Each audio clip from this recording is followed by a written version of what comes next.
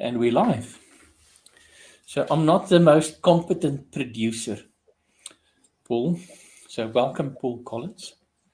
Um, he's the Paul. You're the CEO of Skills TX, and you can tell us now what the TX stand for because that was a question in my mind. Yes, But also deeply involved with Sofia. Um, and maybe if you can just quickly give our viewers, listeners, a quick overview of what do you do and what Sophia is and why it's important. for sure. I'm going to start with the first question you asked there for the Skills TX bit. It started off as transformation, and now it's morphed into talent experience, and that's what we do. As our tagline suggests, we have a passion for potential. What we try to do is uncover the skills of an individual, make them visible to the employer or potential employer, and use that as a basis for either developing the skills to help them meet their aspirations, or use those skills to help them find gainful employment. So obviously it goes a lot deeper than that, Johan, but at a high level, yeah, we're all about the individual and helping them reach potential. Okay, awesome. And then the TX bit? Yeah, You well, I did say say. that now is talent experience. So, we've got just about every experience. We've, customer experience, user experience, just put an Okay. X on the end. Okay. We spend a lot of time in the world of employee experience, Okay. because certainly a lot of the HR systems focus on that aspect, and, the holistic view of that. But, when we focus in a little bit more, what we do, myself and my colleagues, we spend the time, said helping people develop their talent. So very much, makes sense these days to be talent experience. Yeah. Okay. I love the word talent though, and that you're not using that rather than saying education or certification or qualification or so talent and skills. Yeah. That's something nice to put together. And interestingly enough, and I've been listening to some of my colleagues' recent broadcasts as well. The recognition that it doesn't really matter how a skill was developed. We're much more interested that you have an ability to do something.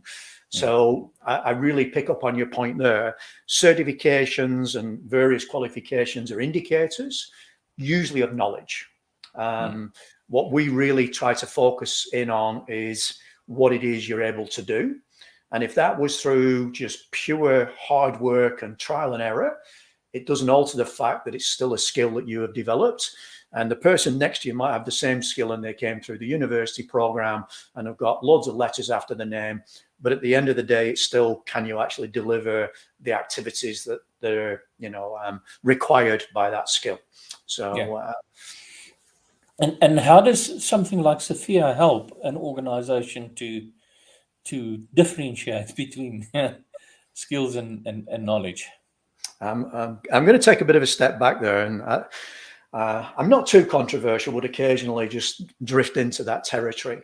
I love Um, controversial. yeah, well, there's certainly an aspect to Sophia, which is, first of all, what is a skill?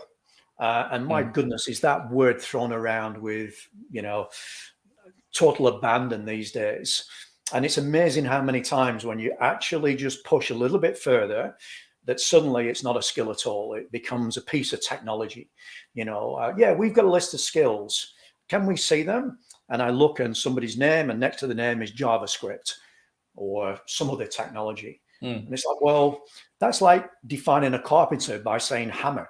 It means nothing. What do you do with it? It's like a bit useful to know. And Sophia demystifies that because it's activity-based descriptions. So as far as Sophia is concerned, JavaScript doesn't even exist. It's a programming language. What you do is, programming, and software development. And then secondary is what you do it with. And Yeah. yeah, and I'm sure you're aware, Johan, and many of the people listening, if you write code, you're a coder. And one day you might be using JavaScript, and tomorrow you're using React, and line them up. There's plenty of them out there. But what you're actually able to do is code. I mean, the equivalent is a pilot. You don't define a pilot by the plane they fly. That's just an endorsement. It comes with a few hours extra training, not the 10,000 hours that you put in to become a competent pilot. So that's sort of what Sofia brings. And common language is such an important part that, if we talk about project management in Sofia terms at a certain level, it doesn't matter where you are in the organization, it doesn't matter what organization or what country you're in, it's the same definition. And that's a very powerful thing. As we'd all know, if we look at adverts on, the job advert sites, which, are cut and paste at best and quite often very loose pieces of terminology. So. Yeah. And okay, so in the digital age, how did these skills change? Because I think that's sort of we're going to with this conversation that that what we needed 10 years ago, or what an organization needed, and then as a consequence what a person needs to develop 10 years ago is not the same as today. Well, interestingly enough, some of the core activities, let's talk about something that, that this series is all about. I know it's referred to as problem solving, but, problem management is a defined skill. That's sort of always been the same. I mean, whether it was, Y2K or now, problem solving, the activities of understanding what's the difference between a problem and an incident, back to our ITIL conversation, that has stayed pretty consistent. Financial skills, pretty consistent. For sure, the tools and the technologies change. And I think, certainly this day and age, one of the differences is that we are much more seeing people through the lens of the skills rather than a job title.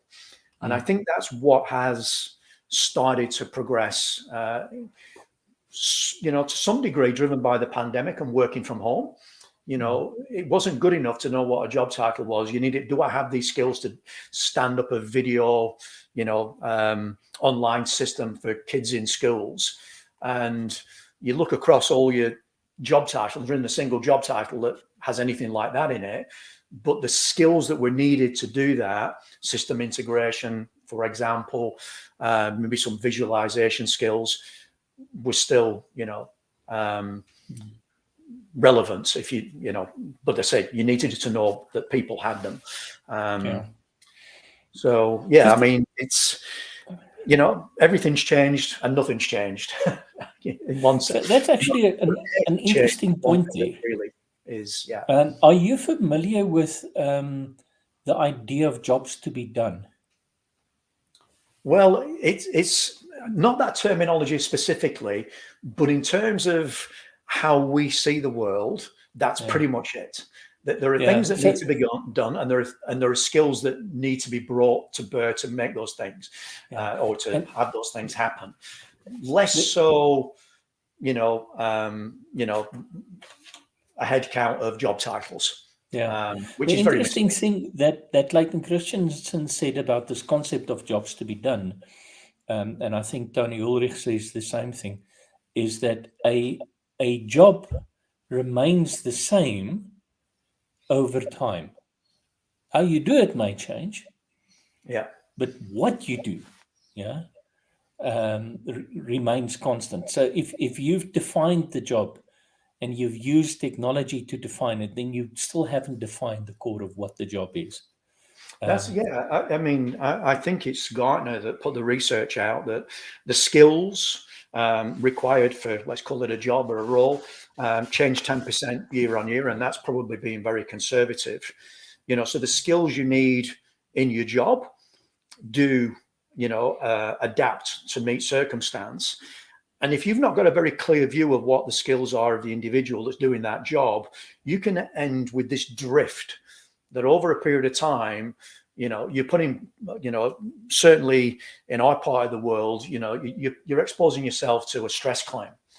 because if you weren't very clear on, oh, well, the job now involves delivering, some form of communication to an audience, and that's a skill in itself. If that wasn't properly recognized, you just expect people to just get on and do it. Oh, you need to do this now. That is not helping anybody. It certainly doesn't help the organization. You expose yourself to risk. And I've got many, many anecdotes of speaking to people that are feeling highly stressed until you point out they're being asked to do a skill they didn't even know, was a skill. And now they can see it. You can do something about it. I can now start to develop that skill. So, yeah. So let's take a little bit of a branch off this main road of skills, and that stays constant. Probably the pandemic was also a trigger, but I think the going into the digital age was also a big trigger for people to be able to, or for organizations to recognize that they want people who can think for themselves and come up with innovative solutions, whether it's in the problem space or in the product space or the innovation space or whatever, and not just somebody that's doing what they've been told to do. How do you find, or when you talk to your corporate customers who's using your assessment tools and whatever, how often do you find that that's a key conversation to be had versus somebody that's still pretty much industrial age saying, as long as people do what I tell them type of thing, we're okay. Yeah. Do you see that? Yeah, it's an interesting one. I'm a little cautious here from a couple of points of view that, certainly public sector have got, an environment that they have to work within, and so they can't all be innovators and just go off failing fast left, right, and center because, they're paying, they're using taxpayers' money, for example. On the other hand, we also see a stifling of innovation because of those restrictions. So there's a happy balance somewhere. I've got other organizations that are right out there. I mean, right to the point of they've got somebody good, they want to keep them, describe your own job and we'll give you that one, that, which is, the other end of the scale. And a lot of that is driven by, being able to give things a go. In a relative, obviously not, opening up cybersecurity risk, but, in a safe environment. So when I talk to the corporate customers that sort of fall somewhere in between and they're looking at, they want entrepreneurship, probably a few years out of date now, but, innovators from within.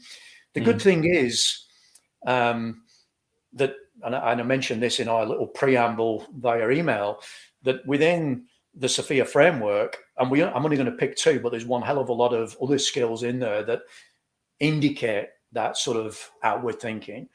So we can actually define what innovation is, not in terms of a state of mind. We're not all going to be Elon Musk overnight. That's just the way it is, being diplomatic now. But we can define what it means to, understand what an innovative environment is and give people the responsibility to create things like, the innovation stream, where you cycle people in and out and you just do crazy stuff and you do hackathons. But there's actual skill to manage that within an environment that's in Sofia. So that really helps.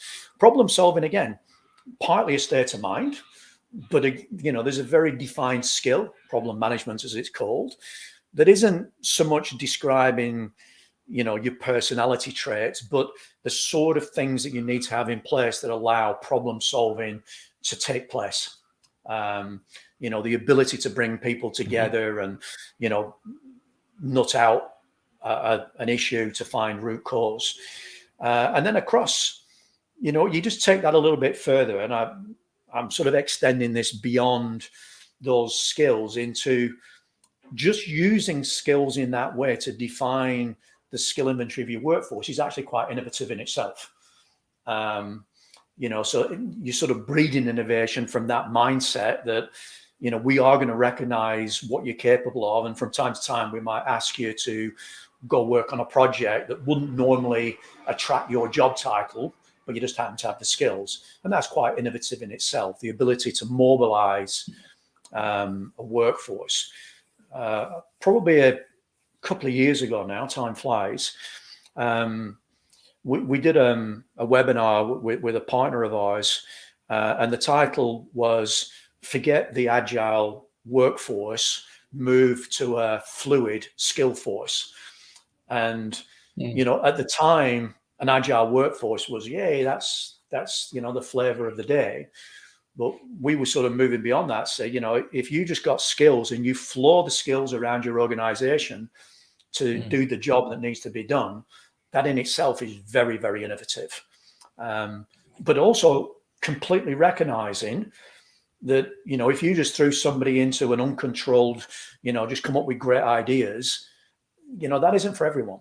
Some people prefer structure, and we've got to recognize that as well. And that's quite often dictated by the types of skills people have. There are skills that are very procedural and process based, and there are skills that are much more free thinking. Certainly within Sofia. You mentioned two of those. Is it categories within Sofia's or? No, they're skills. So innovation skills is a skill. under a category. Yeah. Under which category do they fall? Innovation is under strategy and architecture. Okay. And problem management is under delivery and operation. Okay. And from what level? Okay, so let me rather quickly explain to people the structure of Sofia. 1 minute. Sure. So it's a two-dimensional framework. So Sofia works on one of the axes is what we call levels of responsibility. And there are 7 of them that sort of broadly align with career progression. I follow instructions through, so I'm a visionary strategizer. Yeah. Then there's 2 sort of groups of skills. One that we call generic attributes or characteristics. There are 5 of those, and they are the things that you need to just work in a work environment. How much autonomy, how much influence. They run across all 7 levels. So autonomy level 1, I follow instructions. Autonomy level 7, I tell everyone else what to do.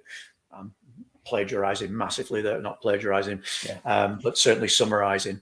And then there's another group of skills we call professional skills. There's 121 of them, and they stop and start at different levels, depending what the skill is. Governance has no relevance at level 1. You do not follow instructions if governance is your skill. So that starts at, I think, level 5. There are other skills like IT operations, which is like take a PC and put it on someone's desk, and that's like level 1, and it will finish at maybe level 5. So the framework. If we take the problem management and the free thinking innovation bit, is there something that fits everybody? I would assume that problem management on the lower skill side of the scale and the innovation bit on the higher side of the scale. Yeah, innovation does start higher. I mean, over and above that, though, there are behavioral traits that we need to take into account. So, like innovation as a skill is about running innovation within your organization. So, I wouldn't be 100% on this, but it is possible that you might not be an innovator at all, but your skill is innovation because you create an environment that allows it to happen. Yeah. There's a difference there, and people that come in to that innovation environment will be, on different levels of innovation in terms of free thinking. But of course, that is more of a behavioral trait. So innovation as a skill within Sofia is very much the activities that are performed to help innovation happen. Okay. And then over and above, we reference, and it's more in the generic attributes, these 5 of them. We've got things like complexity and business skills where we start to reference those behavioral traits, problem solving capabilities, the ability to, come up with ideas, innovation. And then the problem management skill, again, is very similar. It's about, managing problems. How do we solve this problem? So not necessarily you're the problem solver, albeit in some cases you would be, but I am bringing together people and helping them come up with solutions to problems. So it's a really nice interplay when you think about it, because, you know, some of these, you know, references to we need problem solvers, we need team players, we need this, that, and the other are a little bit abstract. But, you know, if you had a team of innovators, you know, that's the way people are built. If you didn't have an environment where that can work, what's the point? And that's where the skill of innovation comes in, you know. So do you know what I mean? We teach people to innovate, and we teach people to solve problems, and incidentally we use the same process, just a slightly different angle. And our rationale for that is that if you follow the innovation process, you will be much more successful more often than somebody who's extremely talented and can spot opportunities and whatever. Because if you only have that, you probably never finish. I know exactly where you're coming from there. And I think, you know, I mean, agreeing with that entirely, as I said, you know, what would be the point of having, you know, a team of people that can innovate and be in an environment where you're never going to give it the opportunity or nurture it through to a conclusion, you know? So, you know, in a very practical sense, you know, we see organizations that do run these internal innovation streams. And the ones that I think are really successful about it are where they will cycle people through that. So, you know, you might spend most of your time in BAU, you know, business as usual. You've got to keep the lights on. You've got to deliver service in a very, you know, matter of fact sense. But for 3 months, you've got the ability to let your mind run a little bit wild. And out of that may or may not come some fantastic new ideas.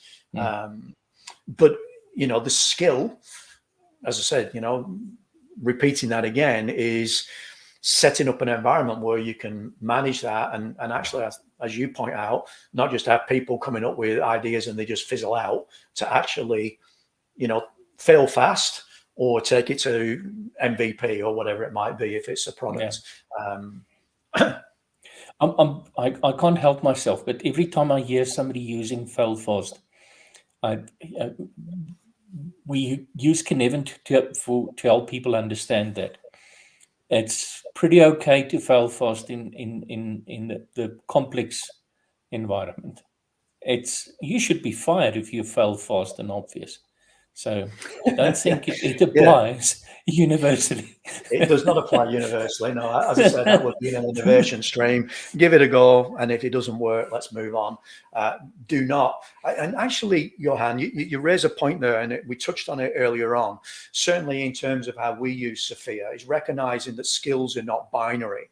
You know, and it changes within your job over time. So you don't go from, oh, I don't have a skill, and hey, I went on a training course and now I have a skill. And that is very dangerous, because somebody coming away from a training course, I'm going to use ITIL because we talked about it. You know, I got my foundation certificate, now go run the service management team. That is just not anywhere close to, you know, I mean, that is fail fast, and you wouldn't want it to in that situation. So recognizing that, you know, we start in our terminology with knowledge, which is usually I passed an exam and I know how to describe it. Moving through skill or proficiency, which is I've done it a few times and the wheels didn't fall off, but probably with some supervision or oversight or whatever. And then you practice it enough, given the opportunity, to become competent in that skill at that level, as we describe in Sofia, to the point where that's what I do. You know, and you be the person imparting knowledge about the skill, not the one needing it. But then you move to another skill, or you move to a higher level of the same skill, and you start again, so to speak. But I see fail fast in the way you described it, by not recognizing that that's the way it is. You know, well, I sent you on a course, surely you can do it. Yeah, well, I did fail fast because I've never been given an opportunity to practice it with a bit of supervision or mentoring. So, and I think that's key, is that you have somebody to be able to guide you on your path. and it's sad for me that we got rid of apprenticeship programs. Yeah. I mean, I started my life as Abby, carrying a senior tech's tool case. Yeah. It was fancy tools because we worked on mainframes, but I was still the lackey. And I learned by observing, Exactly. at first. Exactly. We've got new terms for that these days, and it's no different. It's still apprenticeship, work integrated learning. Oh my goodness me! It's just let's find a new acronym, and I understand it makes perfect sense. But as I said at the very beginning, Sofia doesn't care how you got the skill. If it was just hard yakka and watching over somebody's shoulder and getting an opportunity to have a go every now and again, or you went on some super flash 6-month training course, it's still, you've got to prove that you can do what it says on the tin successfully.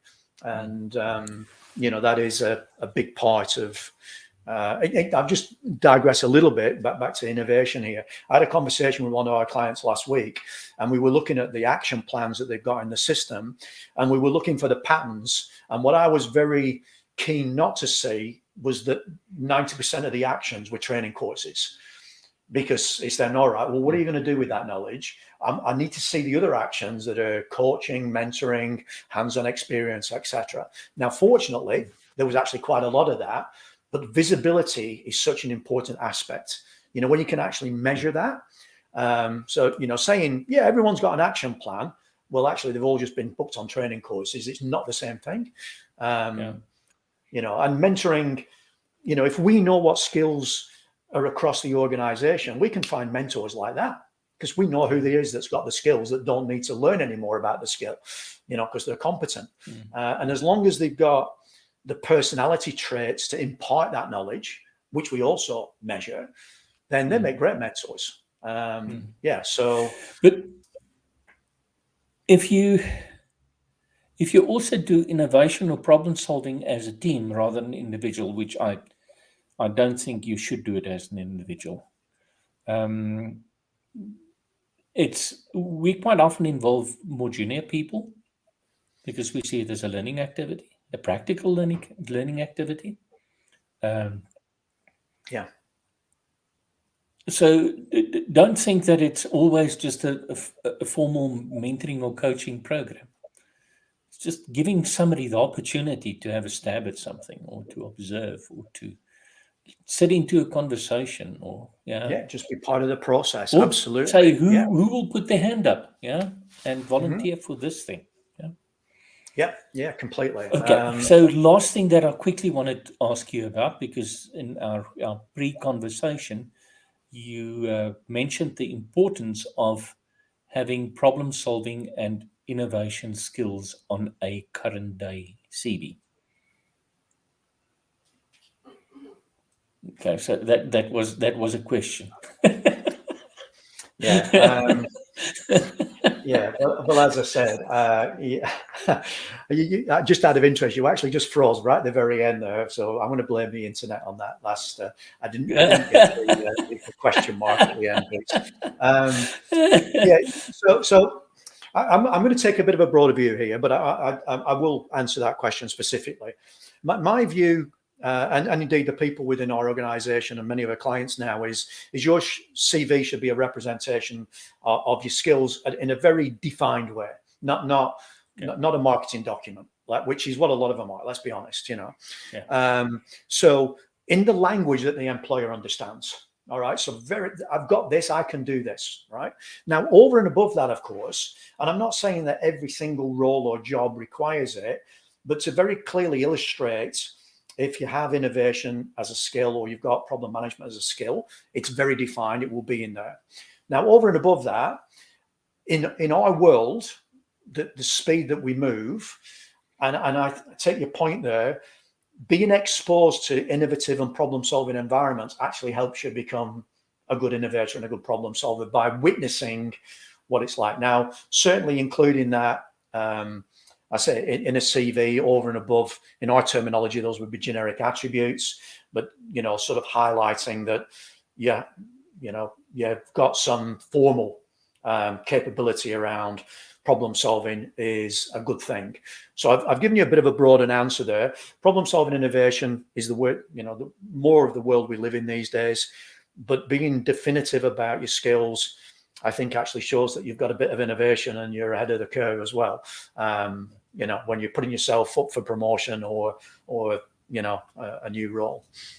Yeah, I think you're quite right. Self-awareness is part of innovation. Yeah, so that's okay. I don't know. Can you hear the chopper overhead? I can actually, just about. Yes. Yeah. I Sorry, was wondering no whether you control could over hear that. the big wagon outside that was reversing previously. So, yes. It was really awesome to chat to you. We've already gone over our 30 minutes, which I promised this year that I will try and stick to.